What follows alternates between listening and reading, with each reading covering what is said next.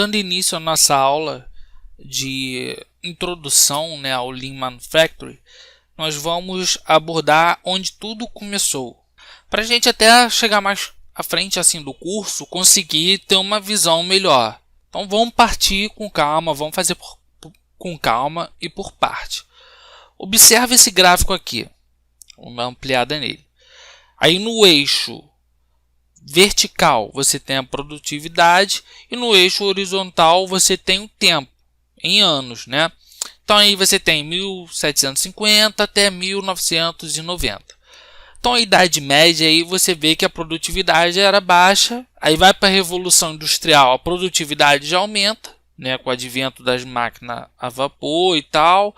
Aí depois você vem o sistema Ford de produção ou Fordismo, que já começou a trabalhar com produção em massa, a produtividade aumentou consideravelmente. Aí vem o Japão com Just in Time ou Lean Manufacturing, sistema Toyota de produção ou sistema flexível.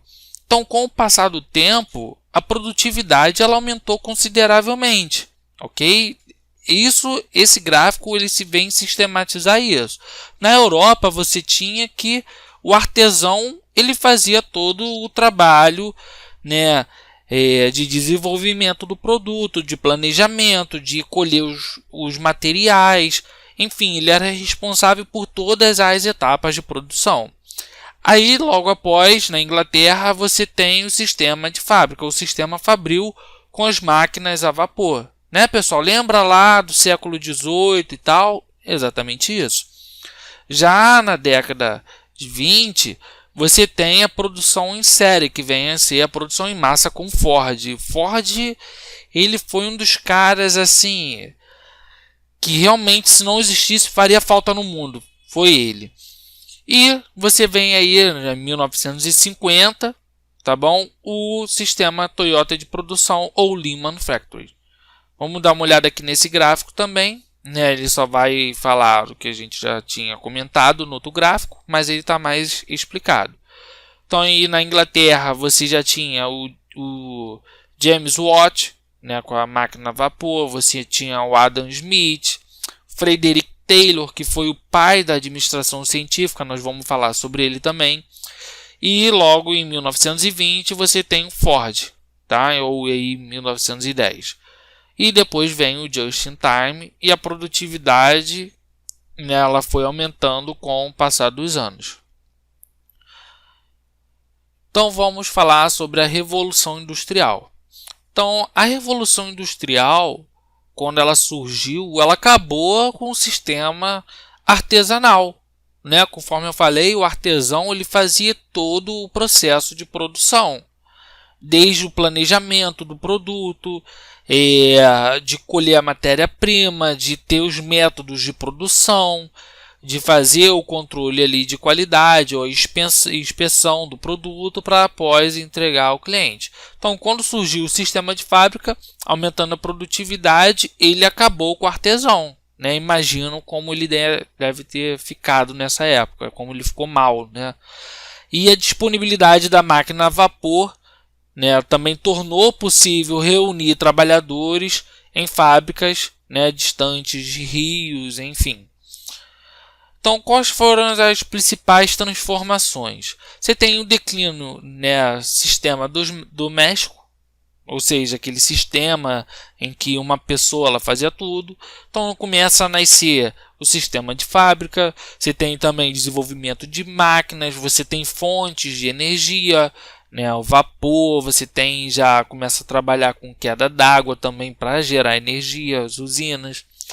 Então a indústria têxtil também foi uma das grandes impulsionadoras desse desenvolvimento, ok? E o que marcou também nessa época é que, como você tem um sistema de produção grande, fábricas, você começa a ter muitas fábricas produzindo. Então aquelas pessoas que trabalhavam no campo, ela migrava do campo para a cidade. Então, se você pegar vídeo aí no YouTube ou até mesmo documentários para ver a época da Revolução Industrial, era um caos. Por quê? Não existia planejamento da cidade. Então, como a cidade ficava muito cheia, E era natural que você tinha doenças decorridas de falta de planejamento sanitário, e saúde também, entendeu? E o negócio foi piorando porque a cidade ficou muito grande, a cidade realmente encheu. Então essas mudanças sociais e econômicas foi acompanhado dessa época, começou a surgir nessa época. Então já no século XX você tem a produção padronizada em grande escala, tá? Então aquele sistema de fábrica ele começa a sair de cena para entrar a produção padronizada, uma produção mais inteligente. Aí surge um cara bom, um cara ótimo, Frederick Taylor. Ele foi o pai da administração científica. Ele falou o seguinte: olha só, a gente precisa fazer um negócio de produção mais inteligente. Então ele ficava lá do lado do funcionário, do lado do colaborador, estudando todos os movimentos que o cara fazia. Mexe com a mão direita, pega com a mão esquerda, pega com as duas mãos e contabilizava todo esse tempo, que hoje é uma ciência que se estuda dentro da engenharia de produção, que se chama estudo de tempos e movimentos. Ok? É uma ciência assim até um pouco complexa, tá? Não é um estudo tão fácil, porque tudo que envolve pessoas, vocês sabem que se torna um pouco complicado, porque o fator humano ele é mais complicado, a pessoa não é uma máquina. Então esse cara, o Frederick Taylor, ele foi o cara que revolucionou essa época, isso em 1990. Aí vem o Ford, né, pegou as ideias dele, né, ele considerava o Taylor como um grande líder, né? E ele criou a produção em série, linha de montagem. A linha de montagem ela vai produzir um menor custo e você vai aumentar a produtividade. Eu quero até fazer um comentário, talvez assim, acredito que vai agregar valor. O Ford ele teve uma noção muito boa de linha de montagem quando ele foi no abatedouro. Alguns historiadores falam isso. Ele foi no abatedouro. Ele observou que o boi, né, o porco, ele era colocado em um gancho e conforme ele ia passando nas estações de trabalho, ele ia perdendo membros do corpo.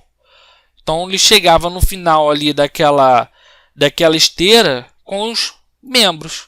Ele pensou numa forma diferente de fazer carro e pensou o contrário. E se eu pegar partes fragmentadas e no final sair um produto? Foi isso que ele pensou, então ele criou a linha de montagem. Foi basicamente isso, tá? Você tem a teoria da administração científica. A teoria da administração científica, ela surgiu com o Taylor, né, que buscava determinar os melhores métodos dentro da organização, no trabalho da fábrica. E o seu objetivo era também buscar eficiência, conforme eu falei, buscar eficiência, buscar produtividade, para ter o menor desperdício de tempos e esforço de materiais. Vocês já ouviram falar naquele filme, qual é o nome do filme? Naquele filme Tempos Modernos? Exatamente isso. Que você vê lá o cara apertando parafuso direto, aí quando ele sai do trabalho ele ainda está fazendo o movimento de apertando parafuso.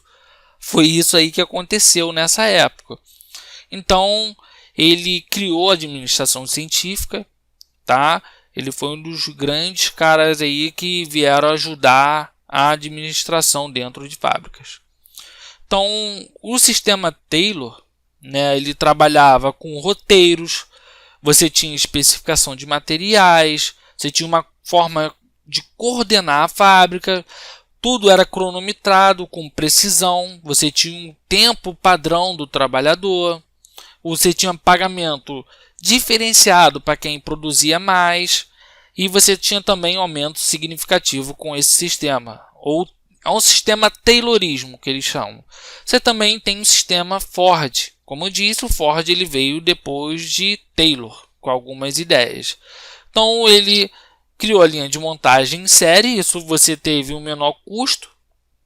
Você tem uma produção padronizada, o que você tem de padrão. Quando você cria uma produção padronizada e tem a linha de montagem em série para carros repetitivos ou modelos repetitivos, você começa a acelerar aquilo ali, o que vai reduzir os seus custos.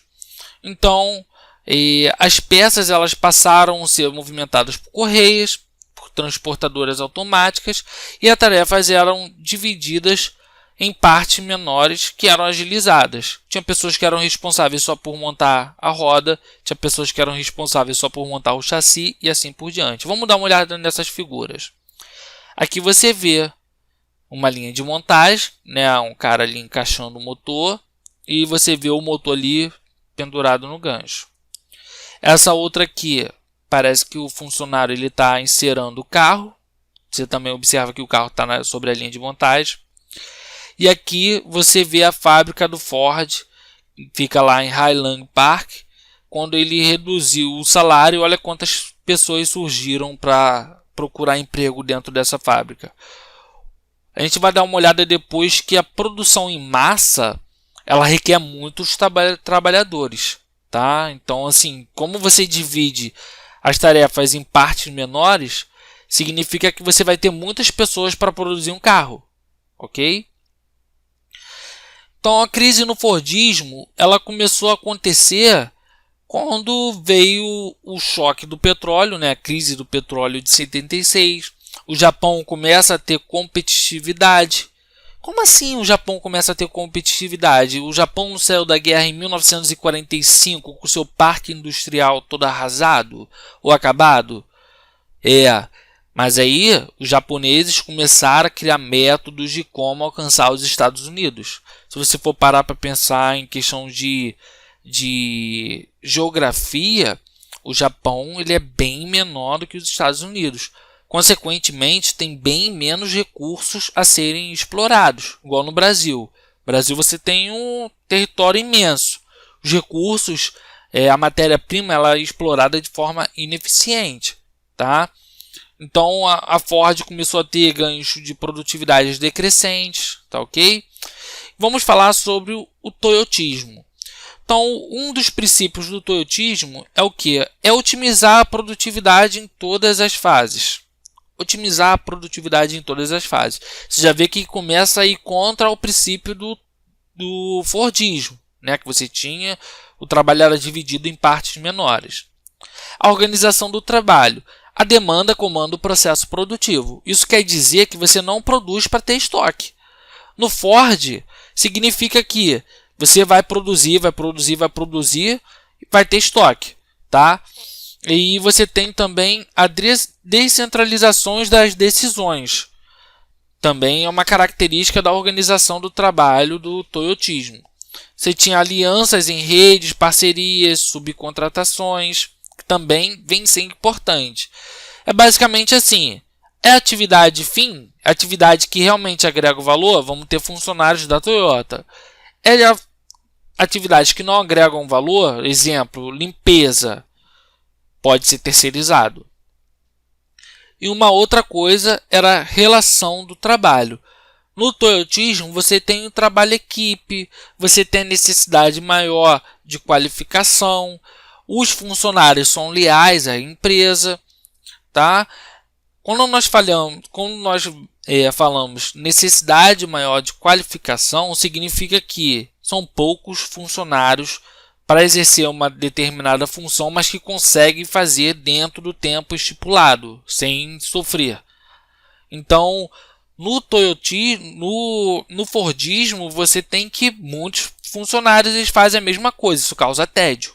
É uma das características da linha do layout em linha de montagem ou de produção.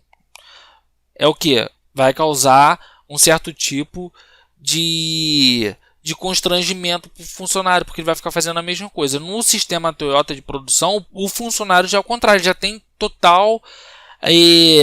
já tem total comando sobre o processo produtivo. Se ele precisar reparar uma máquina, ele vai reparar uma máquina. Se ele precisar trabalhar com a qualidade naquilo ali e fazer um estudo, ele vai fazer. E ele pode parar a linha de montagem caso identifique algum problema. No Ford não. No Ford você não pode parar a linha de montagem de forma alguma. Ok? Então vamos falar sobre o processo de trabalho. Vamos fazer uma comparação do Fordismo e do Toyotismo. No Fordismo você tem um processo rígido e hierárquico. No Toyotismo você já tem processos que são flexíveis. No Fordismo você tem a padronização. No Toyotismo você já tem ênfase na diferenciação. A economia no Fordismo é em escala, tá ok? E no Toyotismo nós trabalhamos com, ou é trabalhado com a subcontratação, ok?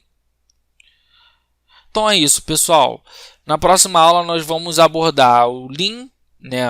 Vamos falar sobre de fato, o Lean Manufacturing e vamos falar sobre os 14 princípios do sistema Toyota de produção, ok?